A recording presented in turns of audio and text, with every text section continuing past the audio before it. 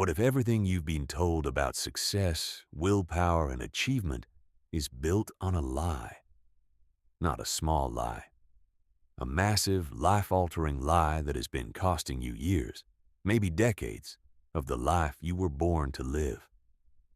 Right now, in this exact moment, there is a hidden force running every single choice you make. It decides whether you leap at opportunity or freeze in fear, whether you wake up on fire or hit snooze for the third time, whether you build something extraordinary or spend your life wondering why you never did. That force is not your IQ.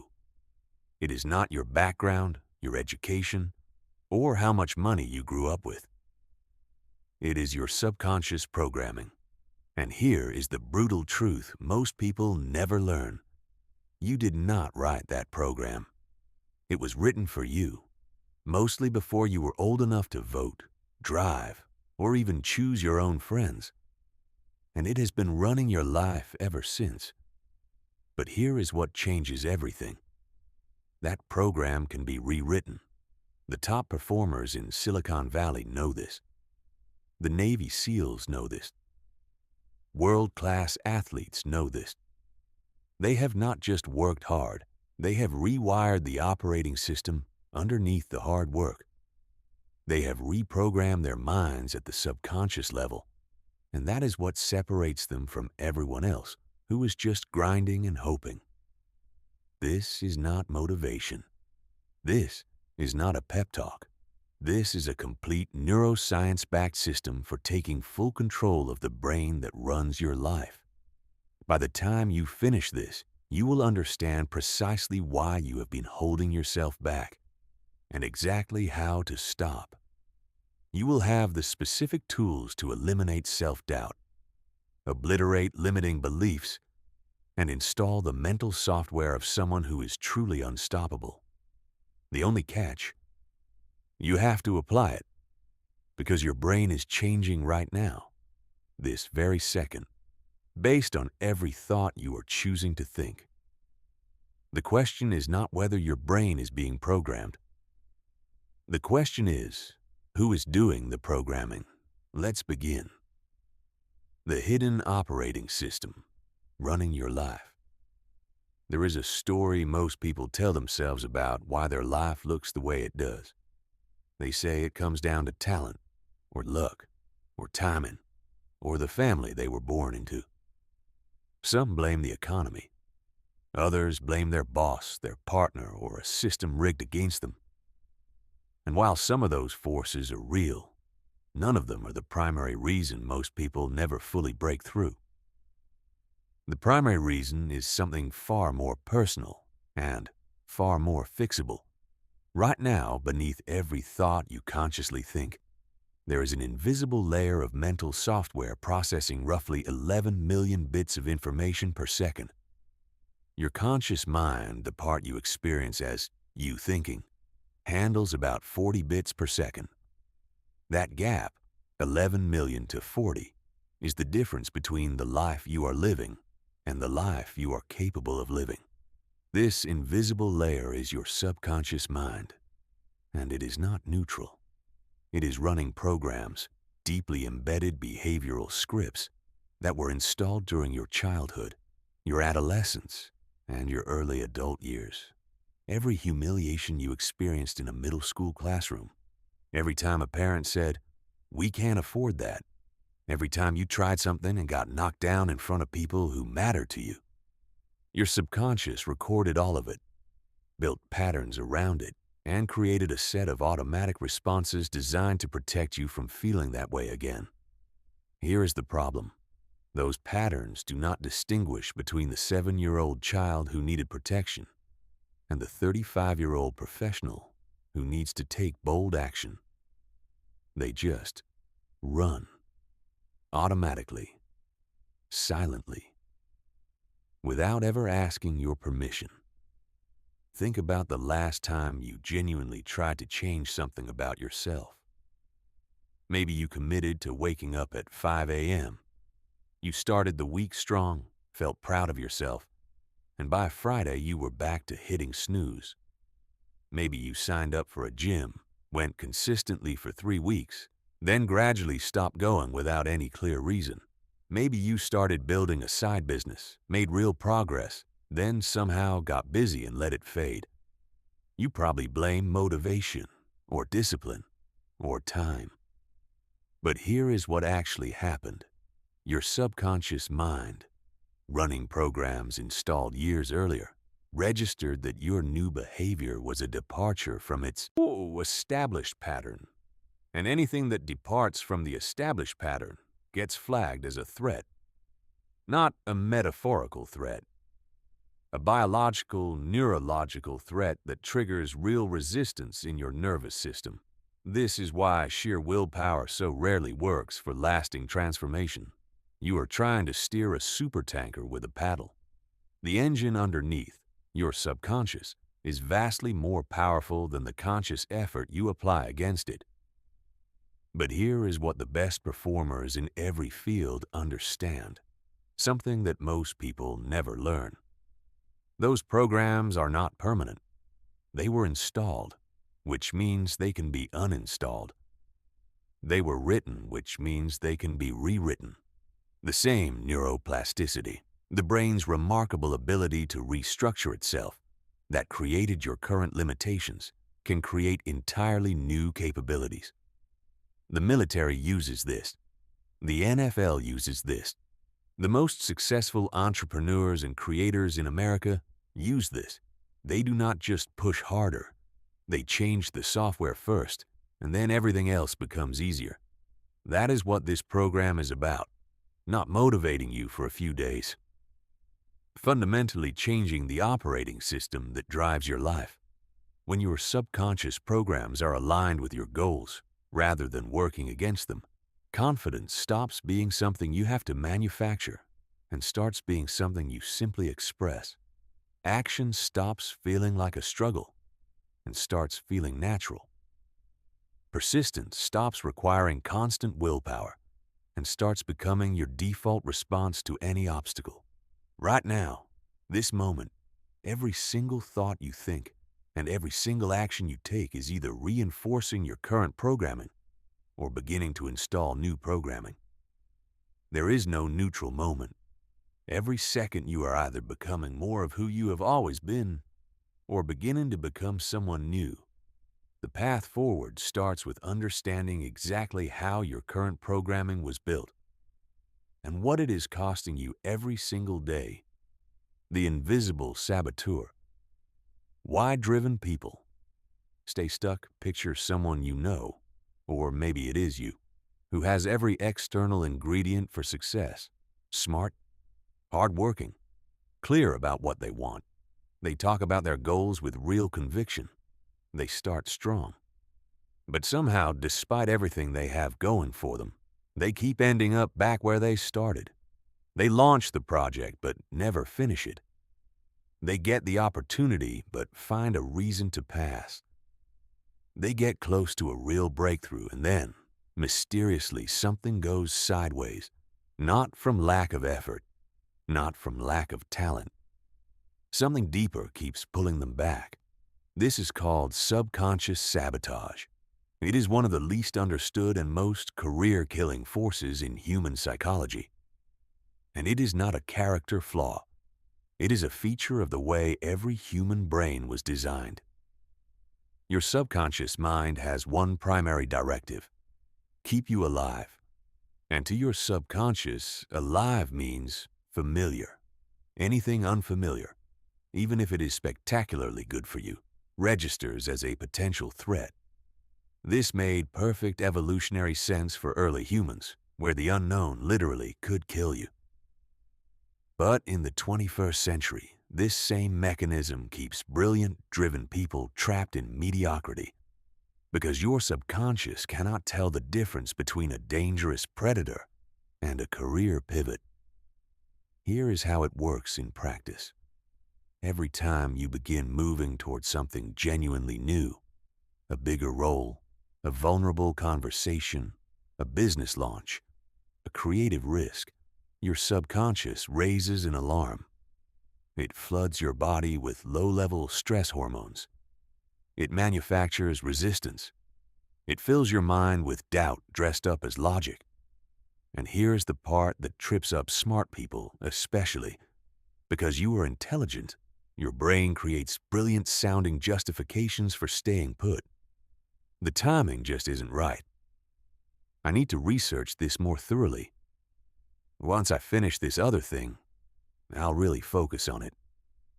These do not feel like fear. They feel like reasonable, responsible thinking. But they are fear in a business suit. The sabotage rarely announces itself. It shows up as procrastination that seems perfectly reasonable, as perfectionism that keeps you preparing, but never launching, as sudden illnesses, unexpected crises, or relationship drama that appears right when you are on the verge of something significant. Your subconscious is extraordinarily creative at finding ways to keep you safe, and it almost never lets you see that is what it is doing. The most treacherous version of this is what happens right before a genuine breakthrough. If you have ever experienced your worst self-doubt in the weeks before something major, this is why. Your subconscious can sense that real change is imminent. That is exactly when it deploys its most powerful resistance. The dark nights before the biggest victories are not coincidences. They are your subconscious making one final, desperate attempt to pull you back to familiar ground. Understanding this pattern is not just academically interesting. It is life-changing. When you know that resistance is a compass pointing toward growth, not evidence that you should stop, you stop interpreting it as a sign to quit. Instead, you recognize it as confirmation that you are heading in exactly the right direction.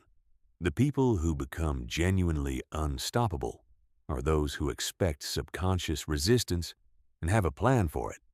They do not wait to feel ready, because they know that readiness is something your subconscious will keep withholding forever if you let it. They understand that their real opponent is not their competition, not the economy, not bad luck.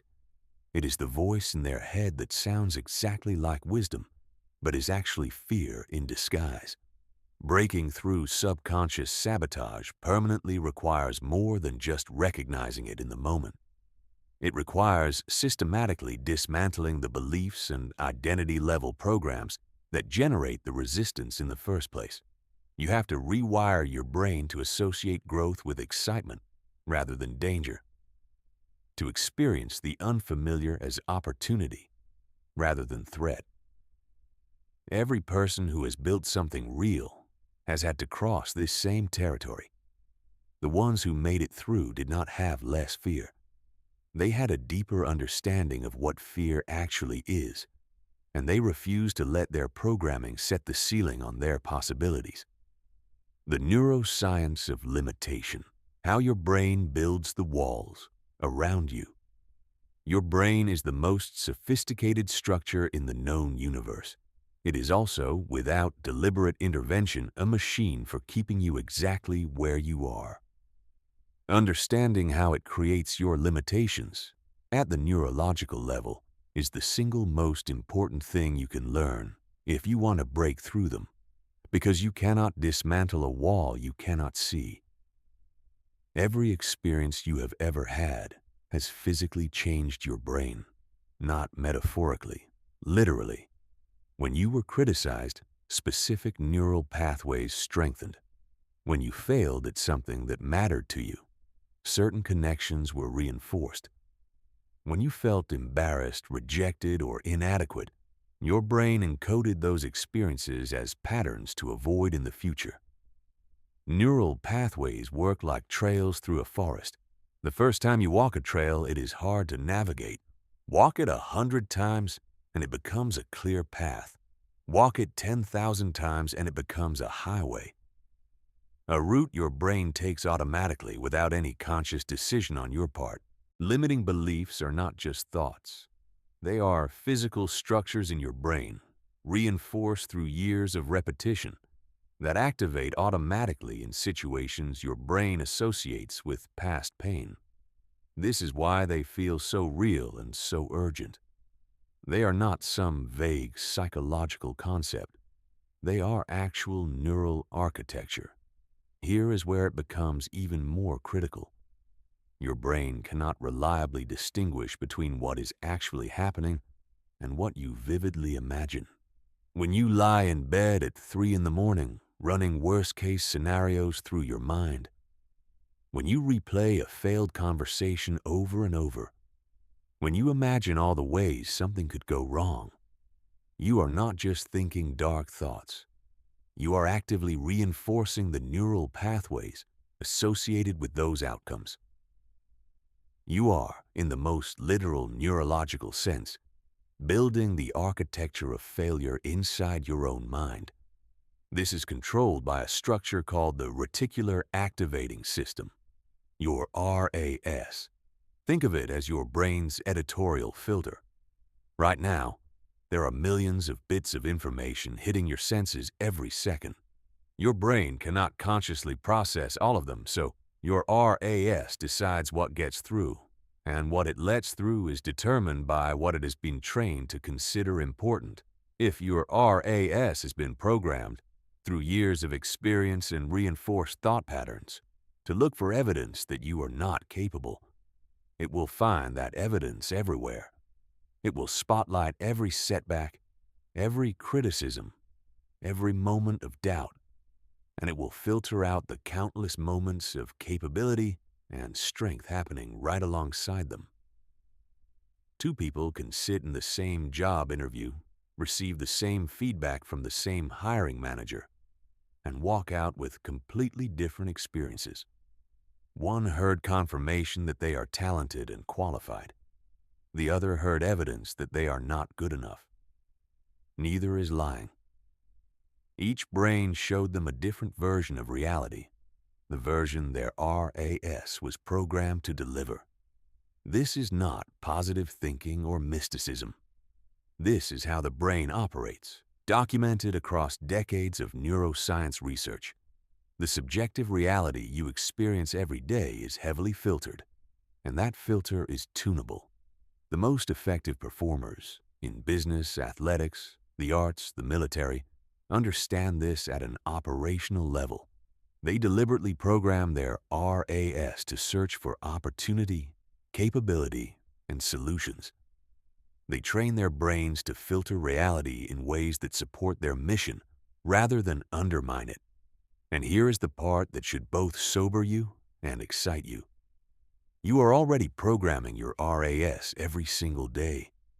Every piece of content you consume, every conversation you have, every thought you choose to dwell on, all of it is shaping what your brain is tuned to notice. The only question is whether you are doing it on purpose. When you program your brain intentionally and consistently, limiting beliefs lose their grip. Fear becomes information rather than instruction. The obstacles that used to stop you become problems to solve. Your entire experience of what is possible begins to shift. The techniques to do this deliberately are real, proven, and learnable. The only requirement is that you actually use them. Cracking the confidence code. The truth about what confidence actually is: almost everything most people believe about confidence is wrong. They believe confidence is a personality trait, something you either have from birth or spend your whole life wishing you had. They believe it comes from success, so they wait to feel confident until after they have already achieved something.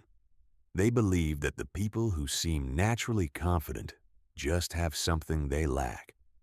None of that is true, and believing it has been costing you in ways you probably have not fully calculated. Confidence is a skill, full stop.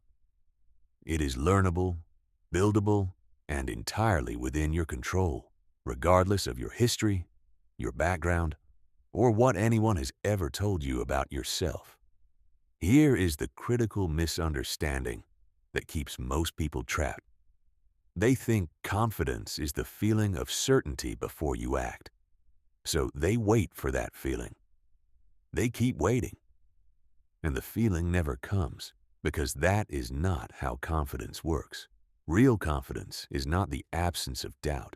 Real confidence is the decision to act in spite of doubt.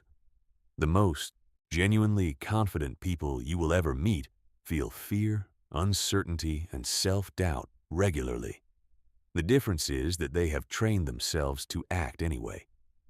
And through that action, they generate the evidence that builds actual confidence. Confidence is a product of doing, not a prerequisite for it. This distinction is everything, because it means you do not need to wait for anything to begin developing real confidence right now. Confidence is built through a process neuroscientists call experiential learning. Every time you do something that makes you uncomfortable and you survive it, every time you have an awkward conversation that goes okay, every time you take a risk and handle the outcome, every time you speak up when part of you wanted to stay quiet, you deposit evidence into your subconscious account. That evidence slowly, steadily rewrites your brain's assessment of what you are capable of handling. But most people make a critical mistake in how they try to build confidence. They set enormous challenges for themselves right out of the gate. Challenges that overwhelm their nervous system and reinforce the feeling of inadequacy when they struggle. Then they use that struggle as proof that they are simply not a confident person. The science points to a different approach. Called progressive exposure, this is the same technique clinicians use to help people overcome severe phobias. You deliberately choose challenges that sit just outside your comfort zone, close enough to feel manageable, far enough to expand your sense of what you can handle. Each successful navigation of a slightly challenging situation adds new evidence to your subconscious file. Over time, the file changes. Your identity begins to shift. And identity is the foundation everything else is built on. If you see yourself as someone who is naturally anxious in social situations, your brain will generate behavior consistent with that identity, automatically without any conscious decision. But if you begin to accumulate evidence that you are someone who can act courageously despite discomfort, your brain starts updating the identity file. The most powerful confidence-building technique in the neuroscience literature is called behavioral priming, acting like the person you want to become before you feel like that person. You stand the way a confident person stands. You make eye contact the way a confident person does. You volunteer your opinion in meetings the way a confident person does. Not because you feel confident yet, but because your brain cannot distinguish between an action taken from genuine confidence and an action taken to develop confidence. It just registers the behavior and strengthens the corresponding neural pathway. This is not fake it till you make it. This is neurological training. Your external behaviors are directly rewiring your internal programming. The final component is emotional resilience. Your ability to recover quickly from setbacks, criticism, and failure without letting them define your self-worth. Resilient people do not experience fewer difficult moments. They have simply changed their relationship with those moments. Setbacks are information, not verdicts. Criticism is data, not identity. Failure is a chapter, not the story. When you combine progressive exposure, identity-level evidence building, behavioral priming, and emotional resilience, you build a confidence that has a fundamentally different quality than the fragile self-esteem most people chase. This confidence does not need external validation to survive. It is not shattered by a bad performance review or a failed pitch. It is grounded in the deep, quiet certainty that you can handle what life puts in front of you, because you have been training yourself to do exactly that. The identity upgrade, becoming the person who gets results. Here is the most important insight in this entire program. And if you only absorb one thing and take it fully into your life, make it this. Every lasting change in behavior begins with a change in identity. not discipline, not habit, not strategy. Identity. Your identity is not just what you think of yourself. It is a biological thermostat that your nervous system uses to regulate your behavior.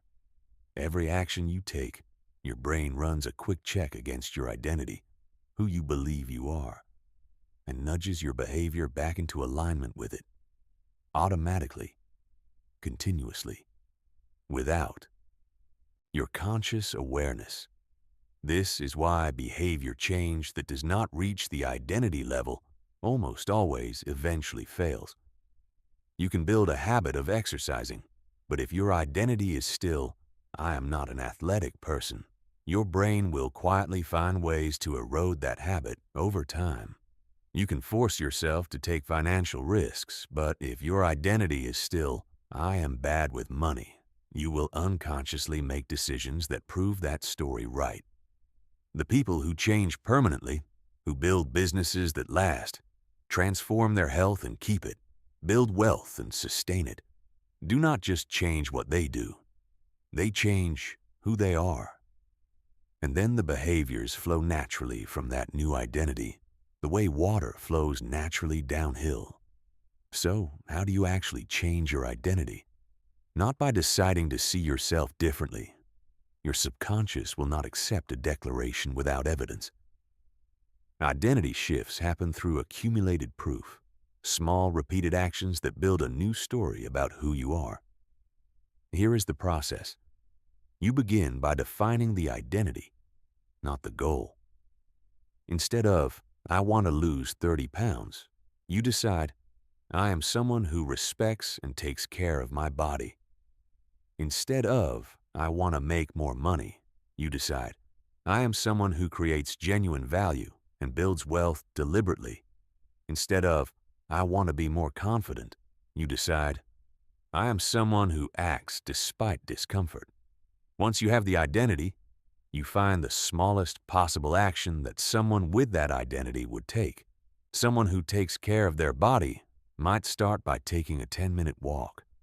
Someone who creates value might spend 15 minutes every morning on their most important work before doing anything else. Someone who acts despite discomfort might commit to speaking up once in the next meeting, just once. These micro-actions are not insignificant. They are strategically chosen because they slip under the subconscious radar. Your brain does not launch major resistance against a 10-minute walk the way it would against a full gym transformation. But every time you complete that micro-action, you cast a vote for your new identity. And votes accumulate. As they accumulate, your self-talk shifts. The internal monologue changes from, "I should exercise more," to, "I am someone who moves their body." That shift in language is not cosmetic.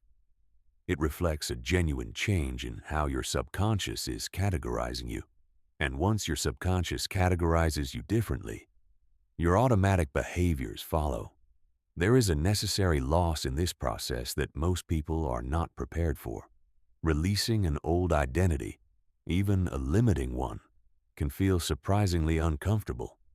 The "I'm just not a morning person" story, the "I've always struggled with money" narrative, the "I'm not naturally confident" belief.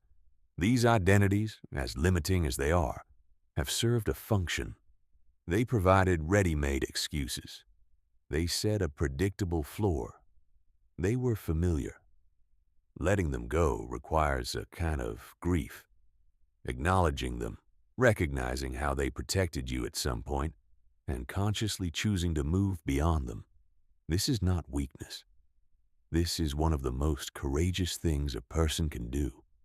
People who build lasting wealth do not just accumulate money. They genuinely become someone for whom wealth is a natural expression of who they are. People who maintain exceptional health do not just follow a program. They are people for whom health is a core part of their identity. The behavior is the symptom. Identity is the cause. When you upgrade your identity, you upgrade your life from the source. Everything else becomes the natural downstream effect. The 5-second override. Hijacking your default programming. Your brain makes decisions faster than you can consciously think. Between the moment you perceive an opportunity and the moment you act, or fail to act, there is a window of approximately 5 seconds. In those 5 seconds, the trajectory of your entire future is being decided. Most people lose this battle before they even realize it is happening. You feel the impulse to speak up in the team meeting. Something important wants to come out. Then, within seconds, so fast you barely notice, a quiet internal voice begins generating reasons why now is not the right time. And you stay silent. You notice someone interesting across the room at a networking event. For a fraction of a second, you want to walk over and introduce yourself.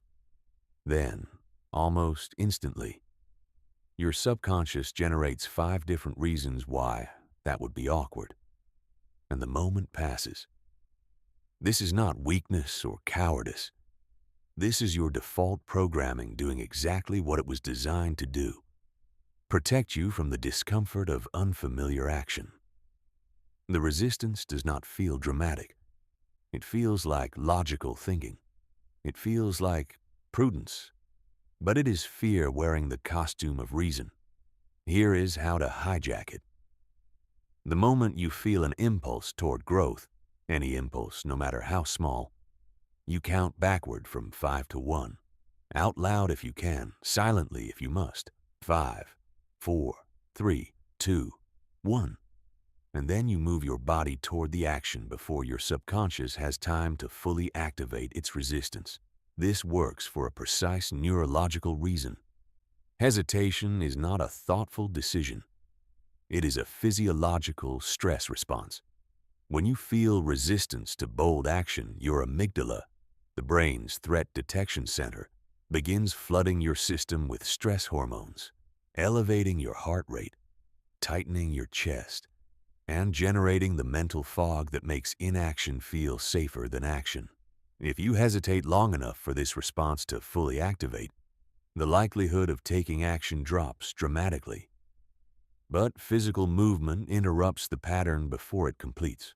When you count and physically move toward action, you engage your prefrontal cortex, the rational, intentional part of your brain, before the emotional response takes over. You are literally switching neural channels from the fear pathway to the action pathway in real time. Every time you successfully use this technique, you are doing more than just taking one action. You are creating new neural pathways that associate bold behavior with forward motion rather than with danger. Over dozens, then hundreds, then thousands of repetitions, those new pathways become well-worn roads. Eventually, acting on impulse begins to feel more natural than suppressing it. The default programming is being replaced, one 5-second window at a time. Apply this to small situations first.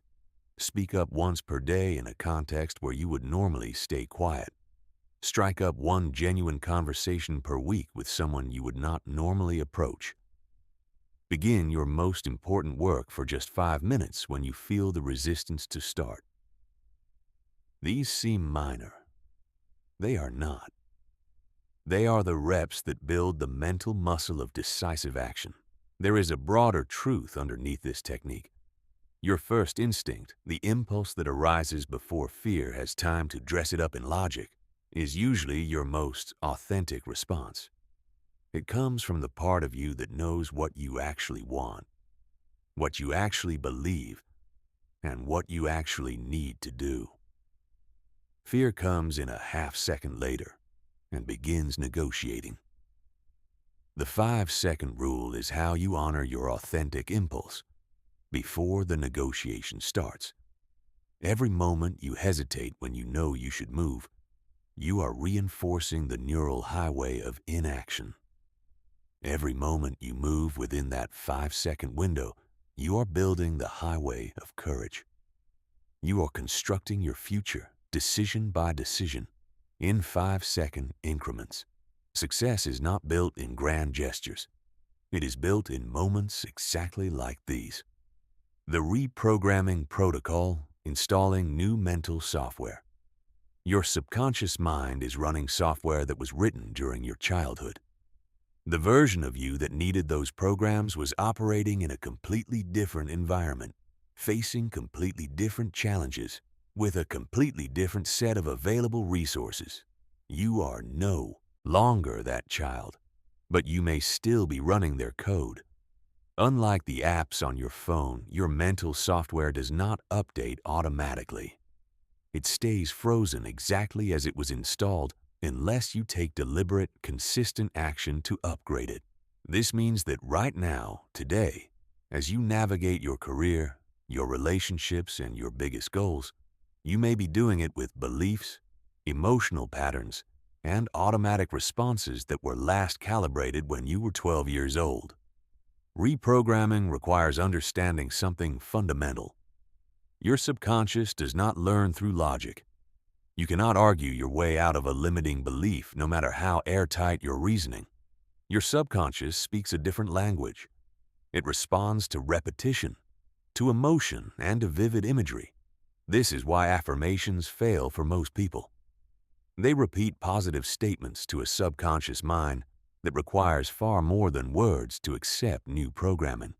But when you combine repetition with emotion and with detailed sensory-rich visualization, you are speaking the subconscious's native language, and the results are entirely different. The most rigorously validated reprogramming technique is called mental rehearsal. This is not casual positive thinking or idle daydreaming. This is structured, detailed, emotionally engaged mental practice. And it is used systematically by elite athletes, combat veterans, surgeons, and top performers in virtually every demanding field. When you vividly visualize yourself performing an action with specificity and emotional engagement, your brain fires the exact same neural pathways it would fire during actual performance. From a neurological standpoint, a richly imagined experience and a real one are processed through overlapping systems. This is why Olympic athletes spend as many hours in mental rehearsal as they do in physical practice. They are not hoping for inspiration. They are conducting actual training sessions inside their own minds. For your mental rehearsal sessions to work, they need to be specific, not "I imagine myself being successful," but rather, "I see myself walking into the boardroom, feeling my feet solidly on the floor, speaking clearly and calmly to the people in the room, handling the unexpected question with composure, finishing the presentation and feeling the quiet satisfaction of having shown up fully." The more sensory detail you include, what you see, hear, feel, even smell, the more effectively the rehearsal programs your subconscious. Pair this with embodied learning, physically practicing the behaviors you want to become automatic. If you want to be more decisive, practice making fast decisions on low-stakes choices throughout your day. If you want to communicate with more authority, practice the posture, the pacing, and the tone in safe environments before you need them in high-stakes ones. Your subconscious learns through pattern recognition. Every repetition of a new behavior makes the associated neural pathway stronger. The timing of your practice matters significantly. Just before sleep and just after waking, your brain is in a theta brainwave state, a twilight between full waking consciousness and deeper sleep. During these windows, your subconscious is dramatically more receptive to new input. The conscious mind's critical filter is partially lifted. These are your highest leverage moments for visualization, affirmation, and identity-level work. What most people fail to account for is the emotional charge embedded in their limiting beliefs. A belief is not just a thought. It is a thought fused with the emotional intensity of a formative experience. That fusion is what makes it feel so real, so automatic, and so resistant to logical challenge.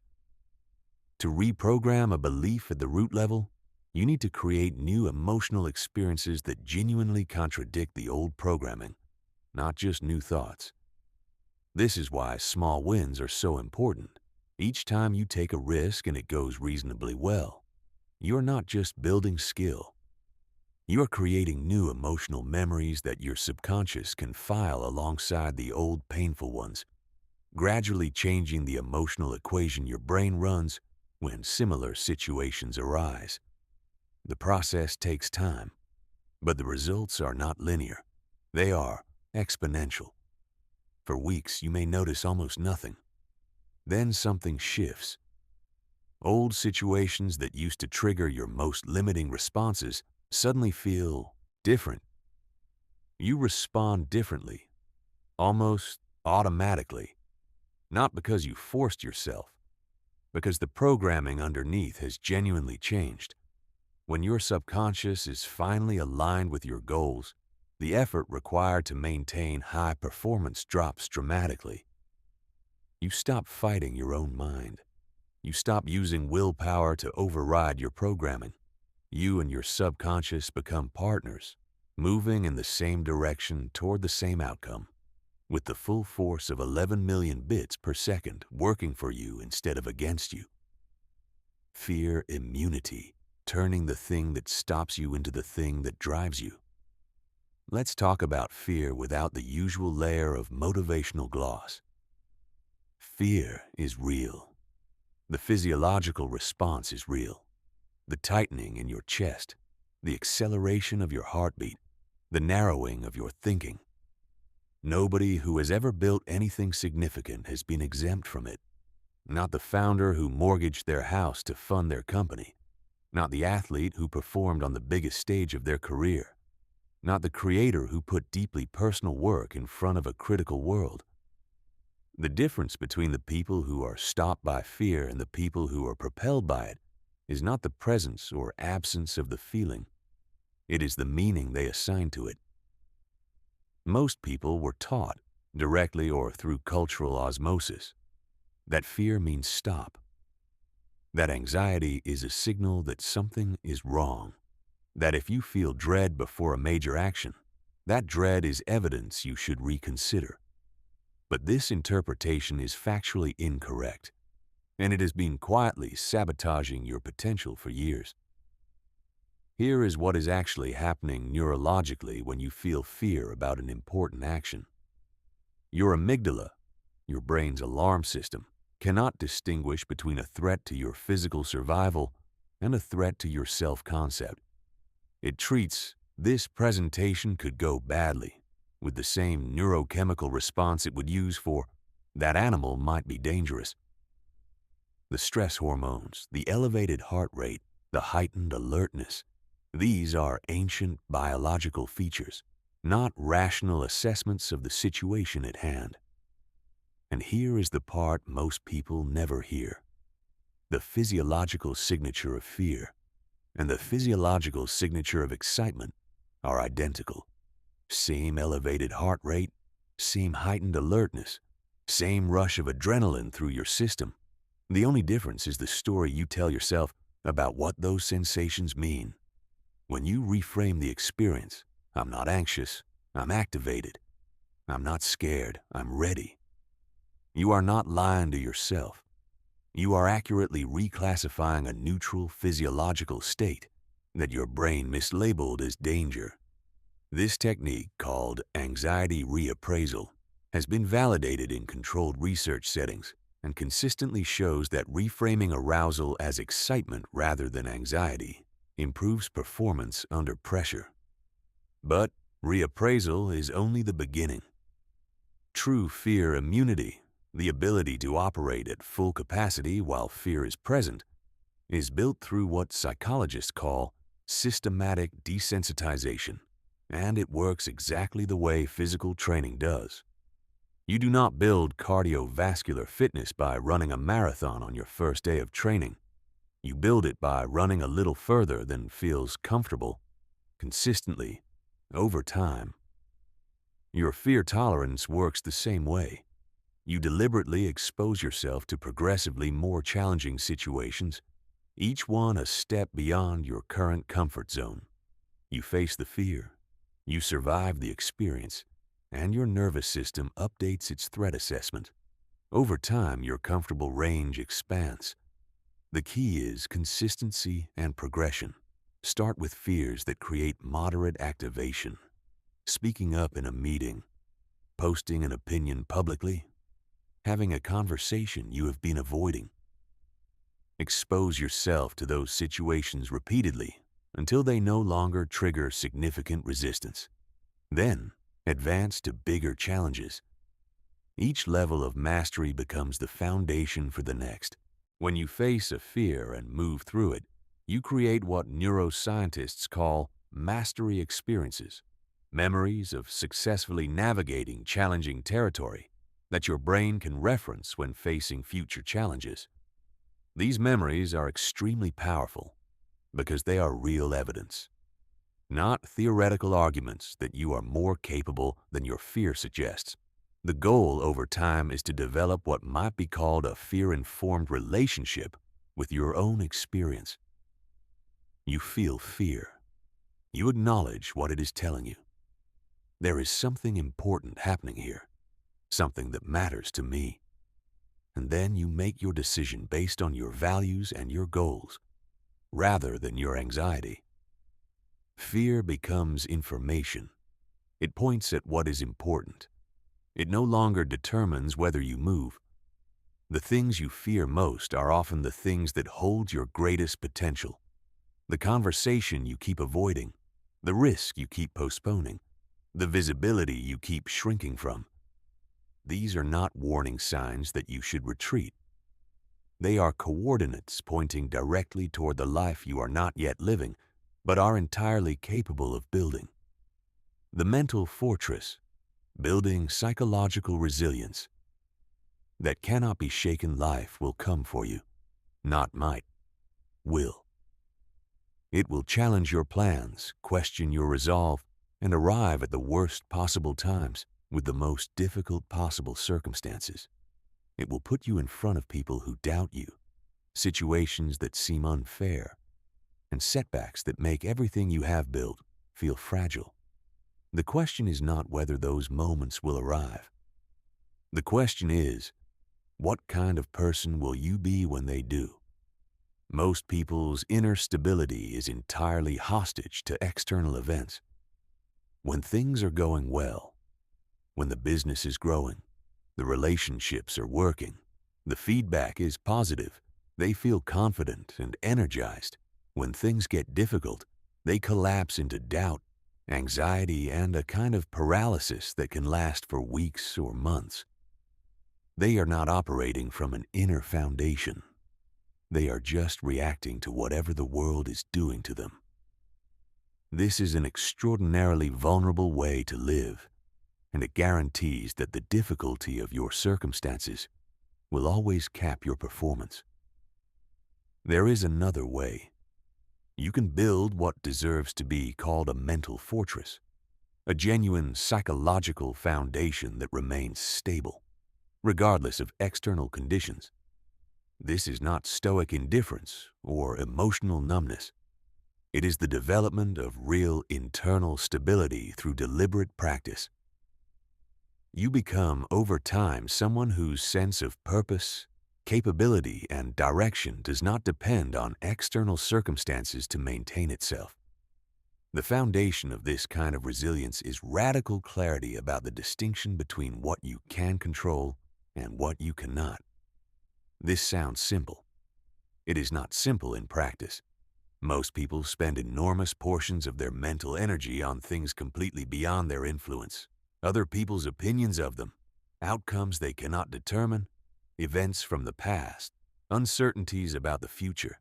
This is not just unproductive, it is actively erosive. It drains the mental resources you need for the things that actually respond to your effort.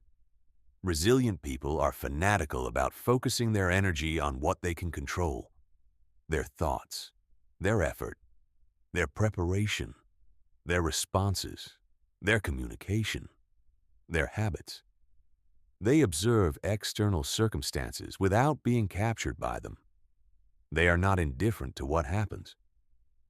They are simply strategic about where they direct their attention and energy.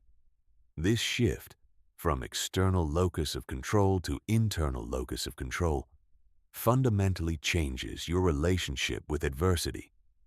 Instead of being a passive recipient of life's difficulties, you become an active participant in how those difficulties shape you. Instead of feeling victimized by setbacks, you feel responsible for your response to them. This is not a comfortable reframe. It is an empowering one. Building psychological resilience also requires deliberate exposure to controlled stress, what researchers call stress inoculation. Cold morning workouts that you complete even when you do not want to. Public speaking practice that puts you in uncomfortable territory on purpose. Ambitious projects that push you past the edge of your current capability. Each time you navigate controlled stress, successfully you expand your capacity to navigate uncontrolled stress when it arrives. You are training your nervous system to recognize, in the middle of a difficult moment, that it has been here before, that it has survived discomfort. That survival is not in question. This memory of resilience, accumulated over hundreds of smaller difficult moments, becomes the foundation you stand on when the genuinely hard challenges arrive. Emotional regulation is equally essential. The goal is not to prevent difficult emotions, grief, anger, frustration, fear, from arising.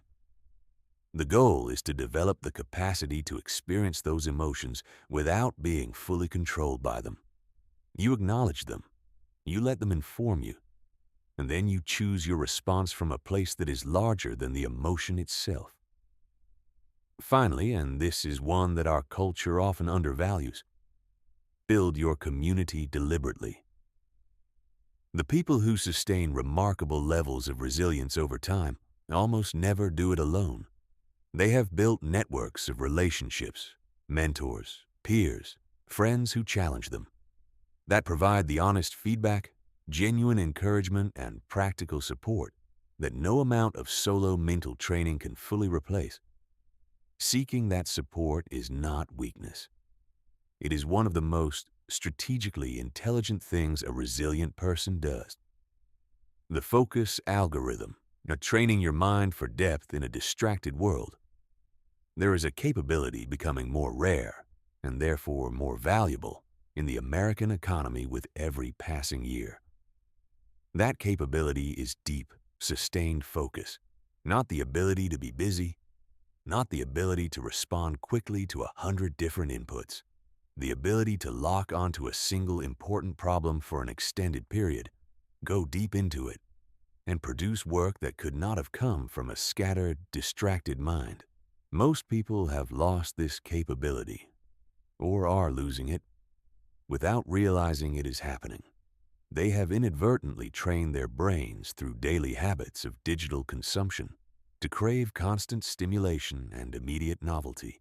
They cannot read for 30 minutes without reaching for their phone. They cannot work on a complex problem without checking their inbox. They have become, in a very literal neurological sense, addicted to shallow input. This is not a personal failure.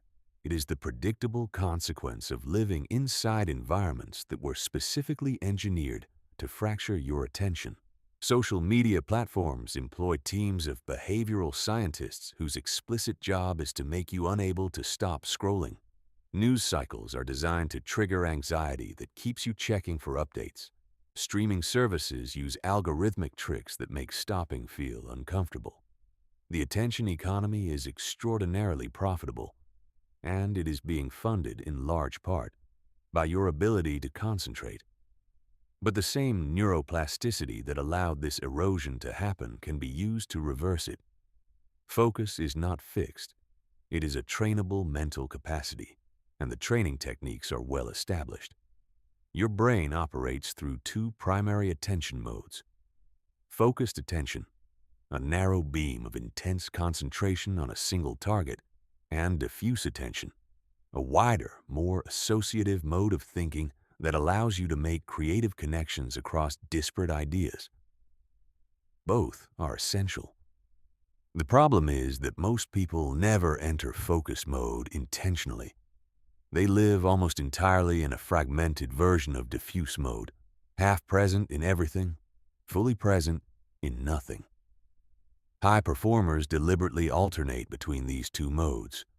They protect blocks of focused, deep work, the kind that produces genuinely valuable output. And then they take real breaks that allow their diffuse mode to operate and make connections their focused mind cannot. This rhythm, structured and intentional, is consistently more productive than long, uninterrupted hours of pseudo-work, punctuated by constant digital interruption.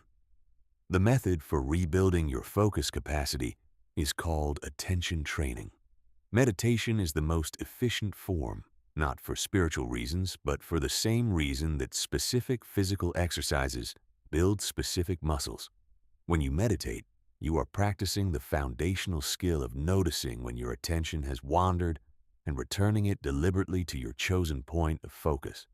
That skill is transferable to every domain of your life.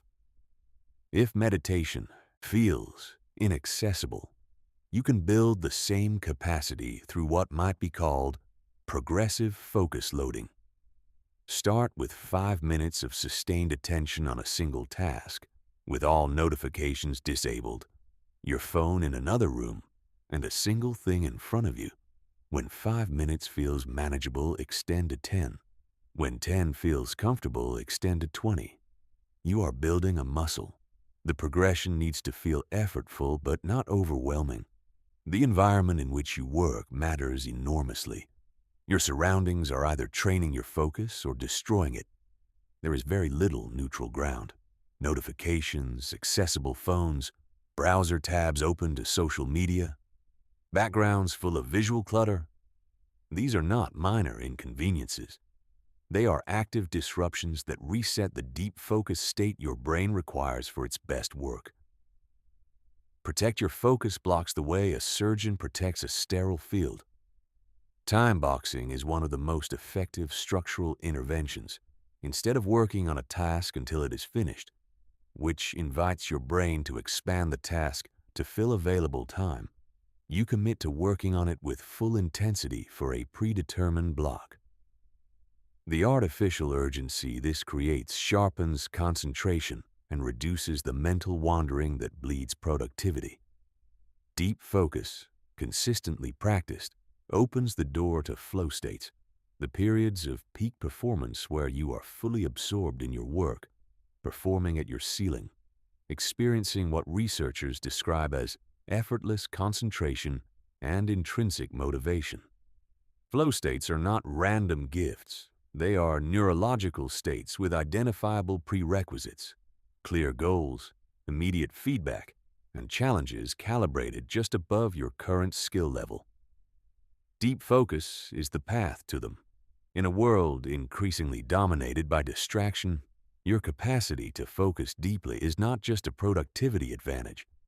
It is the fundamental difference between producing ordinary work and producing work that genuinely matters.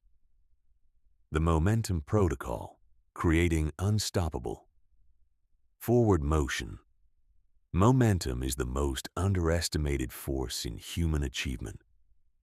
It is the invisible variable that separates people who make consistent, compounding progress from people who work hard in bursts and then lose ground, only to work hard again and lose it again.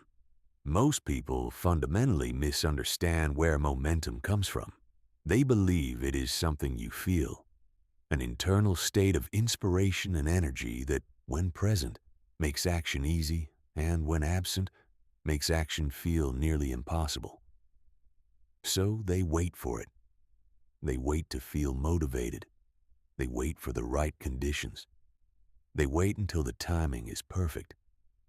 And while they wait, the people who understand momentum are building it. Momentum does not precede action. It follows action, always, without exception. Your brain operates in two fundamental modes with respect to any given task: starting mode and non-starting mode. In non-starting mode, the task feels heavier than it is. Obstacles look larger. Excuses sound more reasonable. The effort required feels disproportionate to the likely reward. But once you are in starting mode, once you have physically begun, something neurochemical happens. The brain starts to generate the very energy and clarity it was withholding as long as you remained at rest. The challenge is that most people wait for starting mode to feel comfortable before they begin. But starting mode only becomes available through starting. This is the central trap. The solution is what we might call minimum activation. Identify the smallest possible action that would count as beginning. Not the full project, the first sentence. Not the complete workout, putting on your shoes and opening the door. Not the entire business plan, one 15-minute session on the problem that most needs your attention. These micro-commitments are not compromises. They are strategic bypasses of the resistance that prevents most people from ever beginning. Your subconscious will not mobilize significant resistance against writing one sentence the way it will against writing an entire chapter. Once you have written one sentence, the next one is genuinely easier. Once you are moving, the same brain that was generating resistance 20 minutes ago is now generating momentum. The physics of human psychology follows something closely resembling the physics of objects in motion.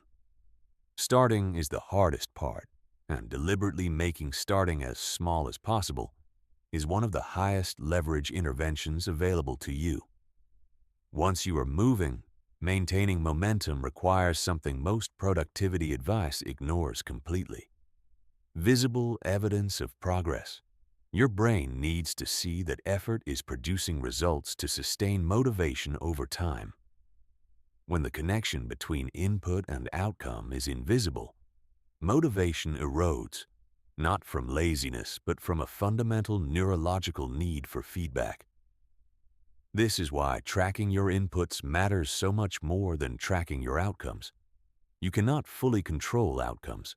Markets change, circumstances shift. But you have complete control over how many times you showed up, how consistently you executed your process, how many conversations you had, how many pages you wrote. When you track inputs, every day can be a win, because a win is defined by effort rather than by results that may take months or years to fully materialize. The principle of progressive overload applies here as directly as it does in physical training. You cannot build strength by lifting the same weight indefinitely. Similarly, you cannot build the kind of momentum that transforms your life by taking the same level of action indefinitely. As your capacity grows, as your habits solidify and your execution sharpens, you deliberately increase the challenge. Slightly more ambitious targets, slightly more demanding standards, slightly more uncomfortable territory. Acknowledgement and celebration are tools, not luxuries. Most high-achieving people are extraordinarily bad at recognizing their own progress. They are always already focused on the gap between where they are and where they want to be. But your brain needs positive reinforcement to sustain the consistent effort that real momentum requires. Not grand celebrations for small things, but genuine acknowledgement. I said I would do this. I did this. That matters. Taking that moment seriously trains your brain to trust your own commitments. Momentum, ultimately, is a compounding force. Small, consistent actions today produce slightly bigger results tomorrow, which produce the capacity for slightly bigger actions the day after. Over months and years, this compounding is what creates the results that look, from the outside, like overnight success. The people experiencing those results were not doing anything extraordinary in any single day. They were doing ordinary things with extraordinary consistency, and over time, consistency became the most extraordinary thing of all. The elite performance matrix, operating at your peak by design. There is a quality that distinguishes the top performers in every field, in technology, in sports, in the arts, in business, that is almost never discussed in popular conversations about success. It is not just how hard they work. It is when and how they access their peak states, and the fact that they do it systematically rather than waiting for it to happen by accident. Most people's best work is random. It happens on good days, when conditions line up favorably, when they happen to feel energized and clear. But they cannot predict it, cannot reliably recreate it, and cannot build on it consistently. Their performance ceiling is essentially set by luck. By contrast, elite performers treat peak mental states as a craft, something you study, optimize, and deliberately recreate. The first layer of this is understanding the neuroscience of optimal functioning. Your brain has different activation states suited for different types of cognitive work. The clear, focused, analytical state that is ideal for detailed execution is genuinely different from the open, associative, slightly relaxed state that is ideal for creative insight. The stable, measured state that supports wise decision-making is different from the activated, emotionally engaged state that drives peak physical performance. Most people never learn to match their mental state to their current task, which means they are consistently working against their own neurological grain. State management is the ability to deliberately shift your mental and physiological state to match what you need to accomplish. This is a learnable skill, and its specific tools include breathing patterns, physical movement, targeted visualization, and environmental design. Certain breathing patterns, specifically extended exhales that activate the parasympathetic nervous system, can shift you from agitated and scattered to calm and focused within 2 to 3 minutes. Certain physical warm-up routines reliably shift you into an activated, ready-to-perform state. These are not abstract suggestions. They are tools that work at the level of your autonomic nervous system, and they work consistently. The second layer is energy cycle alignment. Your brain does not operate at a constant level throughout the day. There are predictable cycles, typically 90 to 120 minutes in duration, of higher and lower cognitive capacity that follow your circadian rhythm and your ultradian cycle. Most people fight these rhythms without knowing it. They attempt their most cognitively demanding work during periods of biological low tide, then wonder why it feels so hard. The most effective performers map their natural energy cycles and protect their peak cognitive windows for their most important work. Everything else, email, routine decisions, administrative tasks, gets scheduled during the valleys. This single adjustment, consistently applied, can produce a measurable improvement in both the quantity and quality of your best work without requiring any additional hours. Cognitive load optimization is the third layer. Your conscious mind has limited processing capacity, and every unnecessary decision, open loop, or mental distraction consumes a portion of that capacity. When you arrive at your most important work already depleted by 100 small decisions, you have less of yourself available for the work that actually matters. This is not a motivational problem. It is a resource allocation problem. Top performers are almost obsessively deliberate about reducing unnecessary cognitive load during their peak work periods. They standardize routine decisions. They use checklists for recurring tasks. They create conditions in which the path of least resistance leads toward their most important work rather than away from it. What looks from the outside like unusual rigidity is actually the sophisticated management of a finite and precious resource. Flow states sit at the pinnacle of this system. These are periods of peak performance characterized by complete absorption in the task at hand, effortless concentration, intrinsic motivation, and a distorted experience of time. During flow, you perform significantly above your average while subjectively experiencing the effort as less taxing. These states have identifiable neurological signatures and identifiable prerequisites. To access flow reliably, you need clear and specific goals for the session, not vague intentions but precise targets. You need immediate feedback that allows you to calibrate your performance in real time. You need a challenge level set precisely above your current skill, hard enough to demand full engagement, but not so hard that anxiety dominates. And you need an environment that protects sustained attention from interruption long enough for the flow state to establish itself, which typically requires 10 to 20 minutes of uninterrupted engagement before the threshold is crossed. Finally, recovery is not the opposite of performance. It is an essential component of it. Elite performers are as deliberate about their recovery practices, sleep quality, physical exercise, genuine mental disengagement from work, as they are about their performance practices. The body and brain that performs at peak capacity consistently is a body and brain that is regularly, genuinely restored. The reality reconstruction system, rewriting the story that runs your life. You are not living in objective reality. You are living in a story.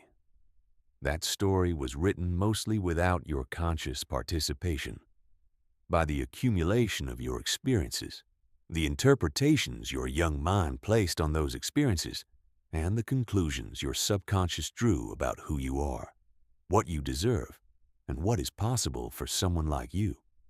Right now, this story is directing your life as surely as a GPS directs a driver. It determines what opportunities you notice and which you overlook. It shapes how you interpret ambiguous situations, whether you read them as evidence of your capability or your inadequacy. It sets the emotional tone of your daily experience, and it has been doing all of this so automatically for so long that most people experience it not as a story they are living in, but as reality itself.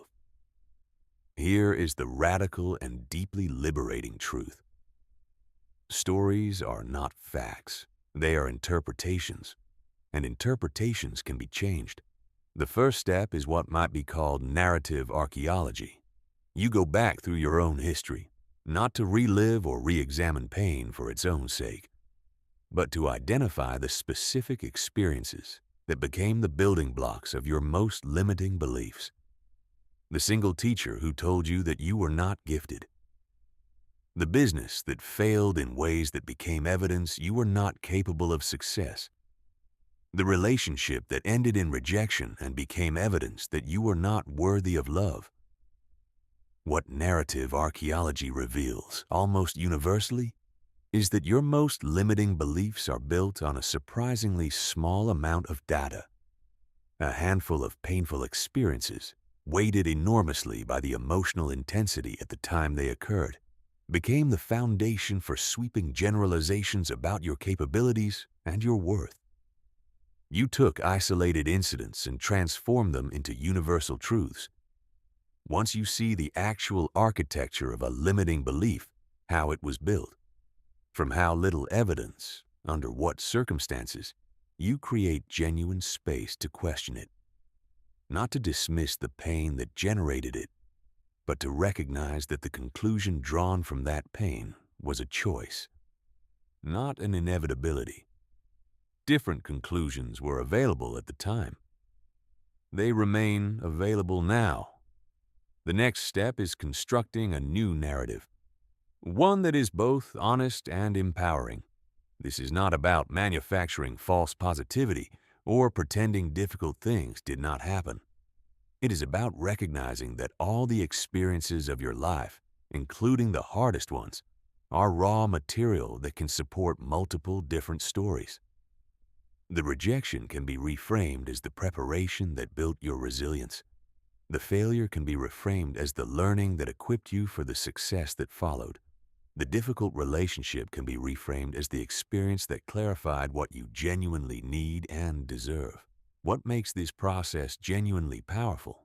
rather than just intellectually interesting, is living from the new story, making decisions that the person in that story would make, rather than decisions that your old story would generate.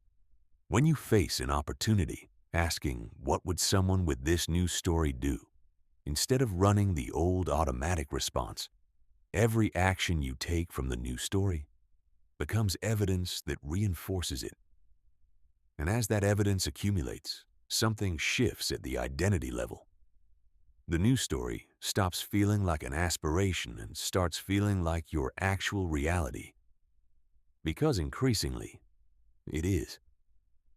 Future self-visualization is one of the most powerful tools available for this reconstruction. You create a vivid, detailed, emotionally engaged image of who you are becoming. Not just what you will have achieved, but how that person thinks, makes decisions, responds to pressure, relates to other people, and experiences their daily life.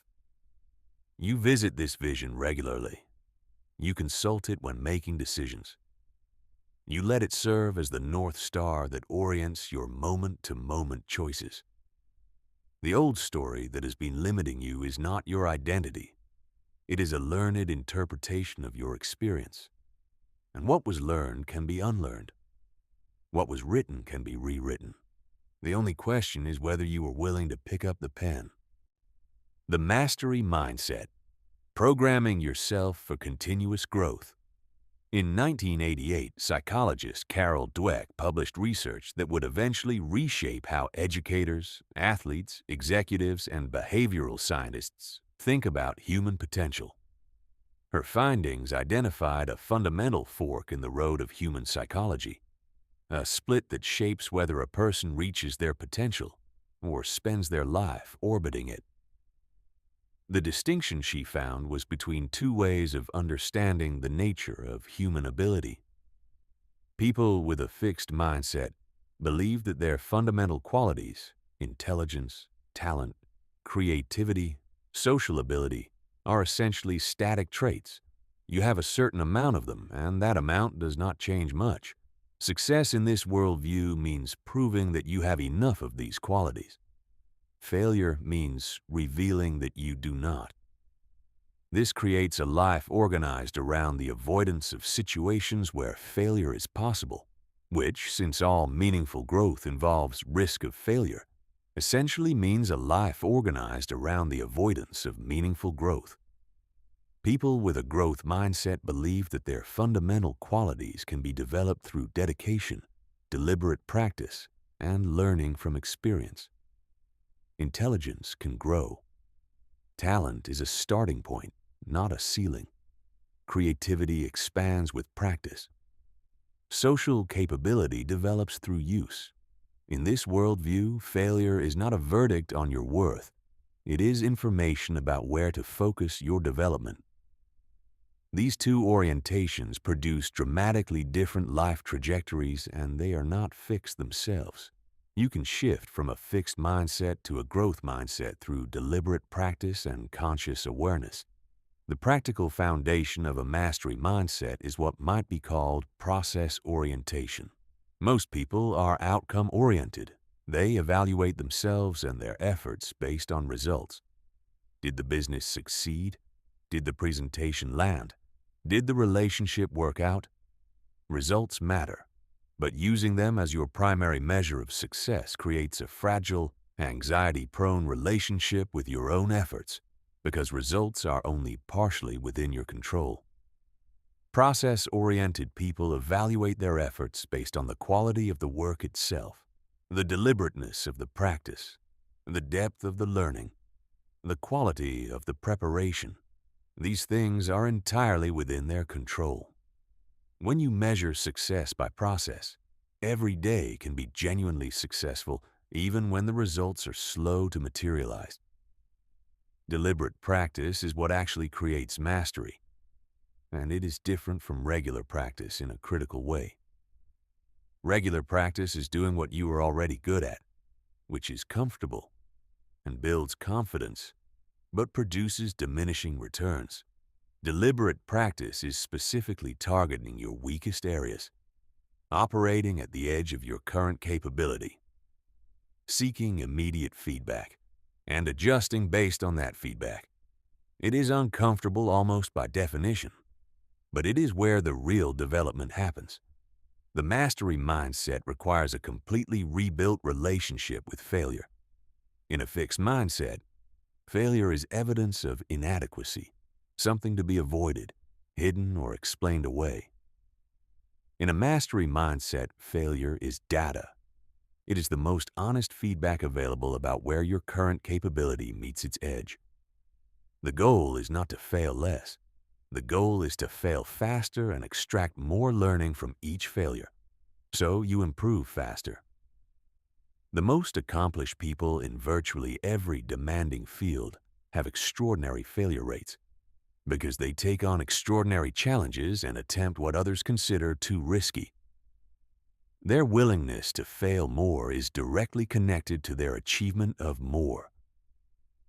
They understand that you cannot reach your ceiling by staying safely below your current edge. Beginner's mind is a concept from Zen practice that turns out to be critically useful here. It is the capacity to approach even familiar situations with genuine curiosity and openness. To be interested in what you might still learn, rather than confident in what you already know. The moment you believe you have fully mastered something, you stop growing in that domain.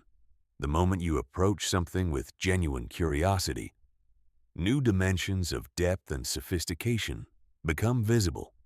Intrinsic motivation is the final piece. When your development is driven by external rewards, praise, rankings, money, recognition, it is vulnerable to the variability of those rewards. When your development is driven by genuine interest in the process of getting better, the satisfaction of solving hard problems, the deep pleasure of watching yourself grow, that motivation sustains itself through periods when external recognition is absent. Building this internal drive requires connecting your development to your deepest values and sense of purpose. When your growth genuinely matters to you personally, effort feels meaningful rather than merely required. The unstoppable identity, becoming the person who never quits. Everything in this program has been building to a single question. Not what you want to achieve, not what strategies you will use, not what habits you will build. Who are you becoming? This is the deepest question in human development, and it is the one most people spend their entire lives avoiding. Not because they do not care, they do, but because genuinely answering it requires something most people find deeply uncomfortable: taking full responsibility for the authorship of your own life. Most people move through their years in a kind of passive drift. Their identity is largely shaped by what happened to them, their family's expectations, their culture's narratives, the judgments of people who had authority over them during their formative years. They are, in a very real sense, living in a story that was written largely by others. And unless they consciously intervene, they will spend their entire lives in that story, never discovering who they might have become if they had taken the pen. The unstoppable identity is not an arrogant one. It does not mean believing you are better than others, or that you are exempt from difficulty, or that you will always win by every external measure. It means something more specific and more profound. You have decided, at the deepest level of your psychology, that you will never permanently stop growing. That you will never interpret a setback as permission to give up on yourself. That you will never let your programming define the ceiling of your possibilities. People with this identity share a small set of beliefs that operate at the subconscious level, beliefs so deeply embedded that they no longer require conscious effort to maintain. They are simply the lens through which everything is experienced. The first is the belief that capability is not fixed, that every skill they currently lack is one they can develop if they commit to developing it. This belief eliminates the fear of inadequacy as a reason to avoid big goals. When you know you can learn whatever you need to learn, current gaps stop being permanent walls and become temporary distances to cross. The second is the belief that failure is information, not identity. That every setback contains something valuable, something teachable, something that brings you closer to the person you need to become. People with this belief do not experience less failure. They experience more because they are trying more difficult things. But they mine every failure for what it is worth, and they rise from each one with more capability than they had going in. The third is the belief that consistency over time beats every other variable. That the person who shows up every single day, imperfectly, messily, without inspiration on many of those days, will reliably outperform the person of greater natural talent who shows up only when they feel motivated. This belief liberates you from needing to be exceptional at any given moment. You just need to be present and keep showing up. The fourth is the belief that you are responsible for your response to your circumstances, even when your circumstances are unfair, undeserved, or genuinely difficult. This is not a belief that denies the reality of systemic disadvantage, bad luck, or the genuine harm that others can cause. It is a belief that your response to those realities, not the realities themselves, ultimately determines where you end up.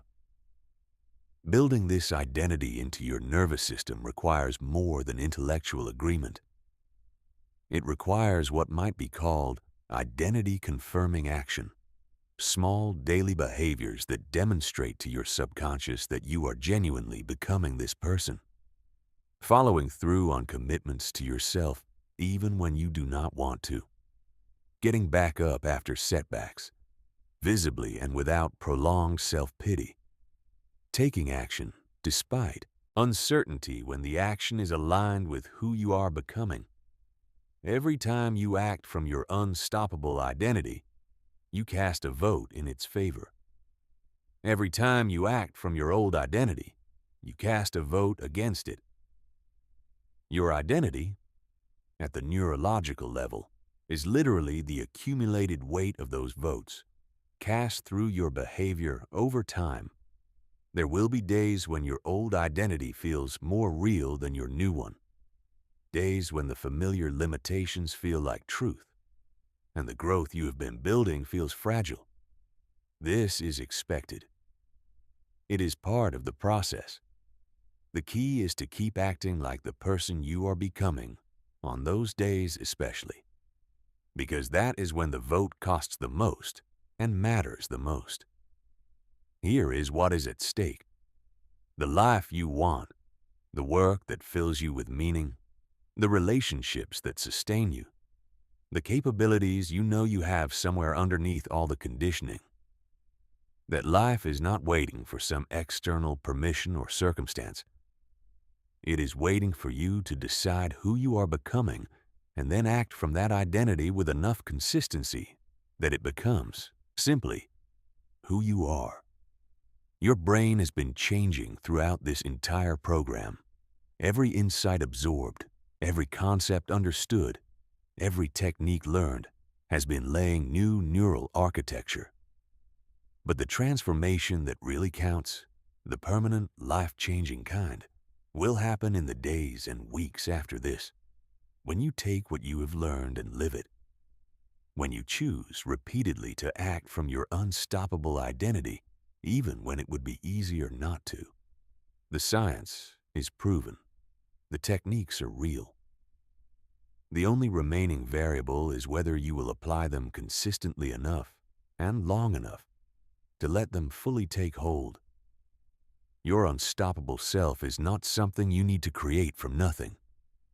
It is already there, waiting to be uncovered beneath the accumulated weight of other people's expectations and your own historical programming. Every person who has built something extraordinary, every founder, every athlete, every artist, every individual who has left a mark accessed this same inner force. They did not have something you lack. They simply refused to accept their current programming as their permanent ceiling. That same refusal is available to you, right now, in this exact moment. The time for learning has been valuable. The time for action begins now. Choose who you are becoming, then become them, one decision at a time, without apology and without retreat. That is what unstoppable looks like, and it was always yours to claim.